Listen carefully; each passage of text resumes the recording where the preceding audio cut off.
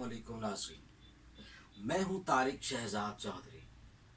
नाज़रीन इकराम, पाकिस्तान के अंदर जो पंजाब में नीली बार का इलाका बड़ा जहां मशहूर था, तो वहीं पर एक खूबसूरत और बड़ा ही पुरलुत्फ़ इलाका जिसकी ज़राअत दुनिया भर में मशहूर थी, उसे सांदल बार के नाम से याद किया जाता रहे। और आज के इस जदीद अहद में उसे फैसलाबाद का नाम दिया गया।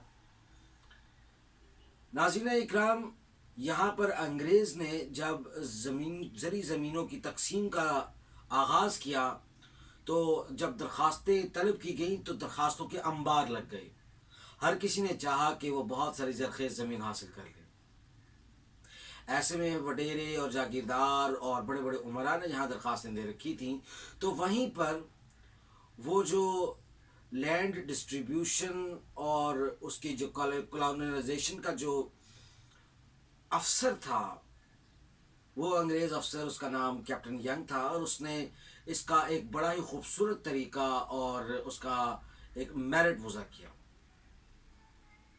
वो हर दरख्वास्त में के साथ लेके आने वाले शख्स का हाथ देखता, और अगर देखता कि उसके हाथ में सख्ती मौजूद है और उस पर ज़री काम करने का तजुर्बा मौजूद है और उसके साथ कोई किसी किस्म के दस्तावेज़, और ख़ास तौर पर उस किसान और मज़दूर का हाथ, ये देखने के बाद वो ज़मीन उसके नाम कर देता। लेकिन हम अंग्रेज़ी साम्राज्य की नाइंसाफ़ियों का जहाँ ज़िक्र करते हैं, तो वहाँ पर ये एक मुस्बत बात मेरे जहन में है। आज के मौजूदा दौर में चोलिस्तानियों का जो हक़ इनसे छीना जा रहा है, और फिर एक मरतबा कब्ज़ा माफिया और अपने शहरी अशराफिया को नवाजने के लिए वो चोलिस्तानी जिन्होंने अपनी नस्लें उस गर्मी के अंदर, उस भूख और प्यास के अंदर दफन कर दी हैं, उनको उनके हक़ से महरूम किया जा रहा है। और ये कोई बड़ी बात नहीं। यही बात आज हम जनूबी पंजाब में भी देखते हैं कि जब हुकूमत पंजाब, जब ज़मीनों की तकसीम की बात आती है, तो जो कमज़ोर, मज़लूम और जो पिसा हुआ तबका है, उस पर उतना गौर व फिक्र नहीं किया जाता और उसका साथ नहीं दिया जाता।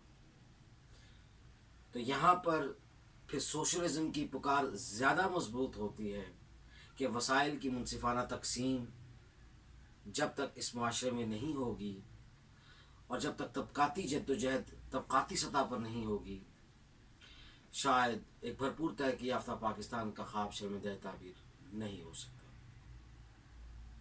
बहुत शुक्रिया।